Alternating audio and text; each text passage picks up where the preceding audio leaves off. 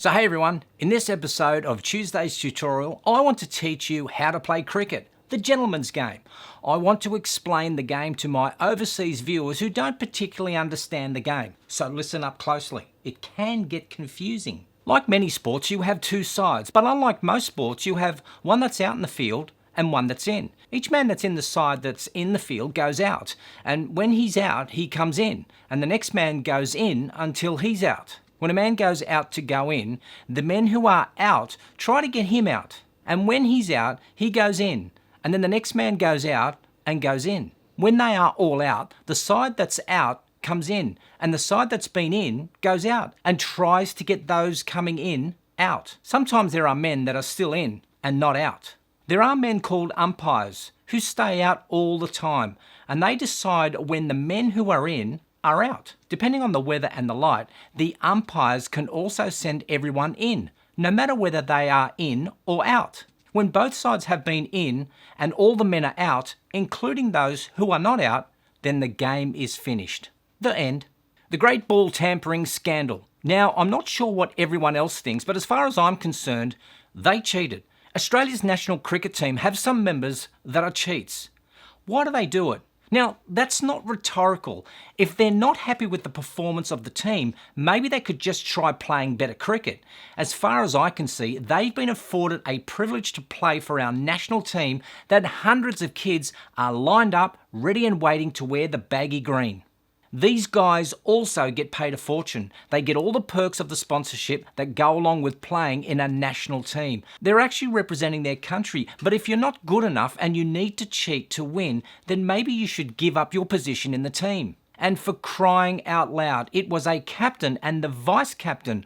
What else do we have? There are, of course, a lot of young kids who have empathy for Stephen Smith, asking the question, why is he being stood down when he didn't do the ball tampering? Well, this is probably a good opportunity for parents right now to turn to their kids and let them know that once you take on a leadership role, it's actually about encouraging, motivating, and being a role model, not only for the team, but for the rest of Australia, especially the kids. And speaking of kids, I have heard radio commentators refer to Smith, Bancroft and Warner as those poor kids. One of them is 31 years old. He's the vice captain and has played Test cricket since 2011. The other one is 28 years of age. He's the captain and has played Test cricket since 2010. Hardly kids. And for all of you who have slammed Bernard Tomic and Nick Kyrgios, now while these guys are tools from time to time, as far as I can tell, they haven't cheated.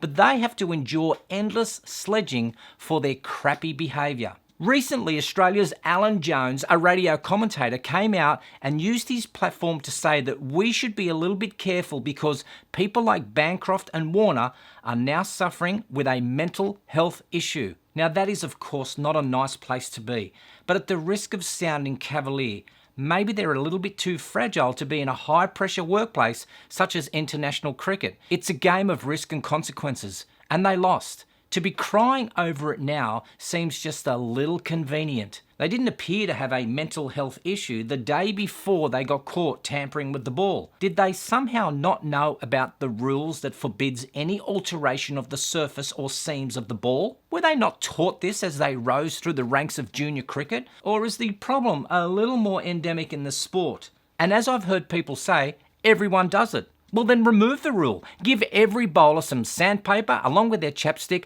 and hand it over and let them go hard at it. Cheating says something about your character and lack of integrity when you're willing to do something that you know goes against the rules. Don't start crying simply because you got caught and hope that everyone will feel sympathy for you. I actually do feel some sympathy for you. Perhaps you didn't realise the shitstorm that you would release, but what you did shows a spectacular lack of insight and awareness of how Australians feel about their national identity and international reputation. You were a custodian of that reputation, and a stupid plot to gain some vicarious advantage has seen it go down the drain. I'm a huge believer though of playing the ball and not the man, pardon the pun, and I don't agree with any personal attacks upon them, their families, their wives, or even their children. That's not right. It's just not cricket. But there should be some consequences for what you did. And at this level, those consequences will probably hurt. You embarrassed us as a nation. We were never known as cheats. Australia's always took pride in being great sports people. That has gone forever now. No matter how good Stephen Smith, David Warner or Cameron Bancroft were as cricketers, from here on in they will always be known as cheats. The great ball tampering scandal of 2018. Imagine the sledging on the field now. We used to have the moral high ground. Well, no more. I am tired of everyone saying it was a mistake.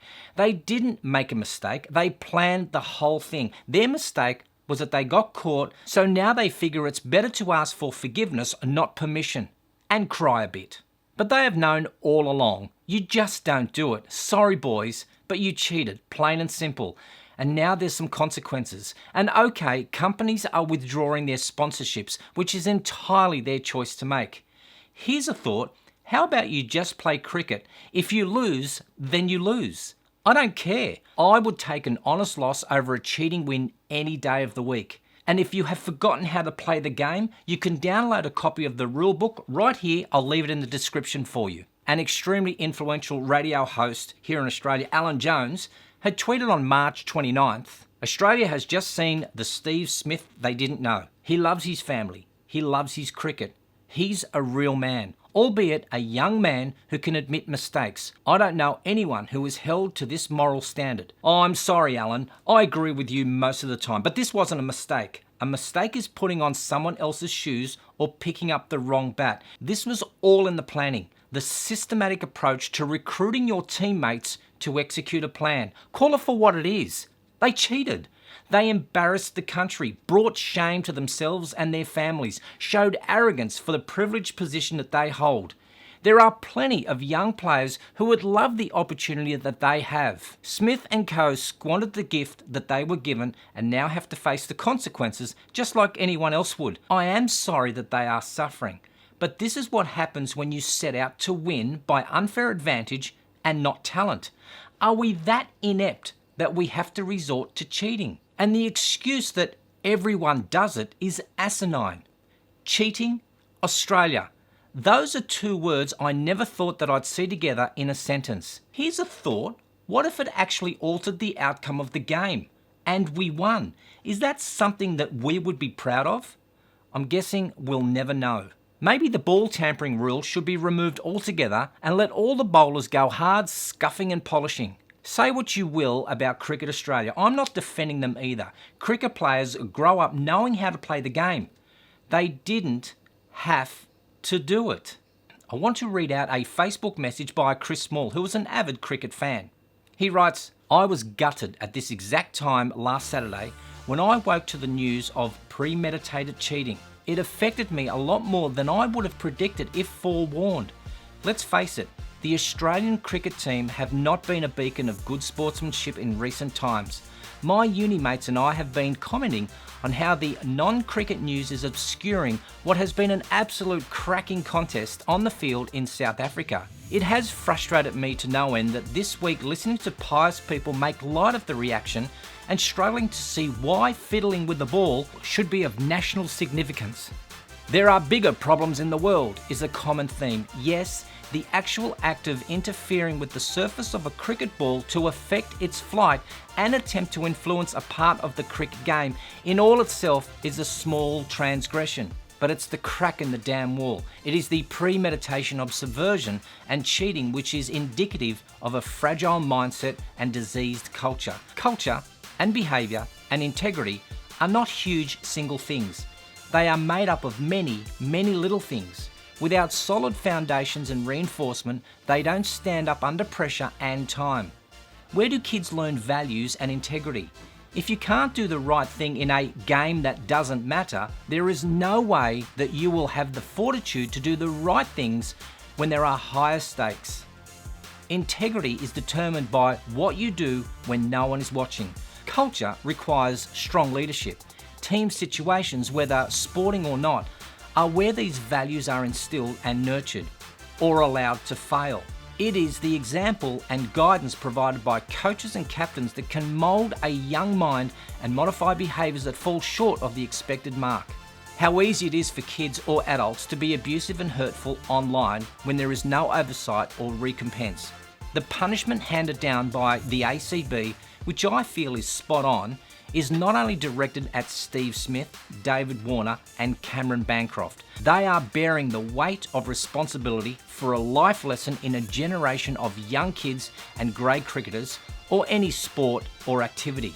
This is very harsh on them, but the benefits and privileges bestowed on them because of their social position and adulation by these same people were equally grand.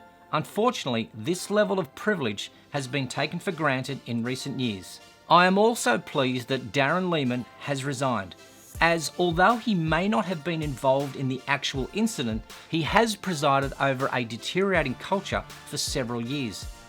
I look forward to a new era of Australian cricket where we can take pride in how we win and how we lose. That a hard-fought loss has value if all due effort and diligence was applied. Finally, these lads are not criminals.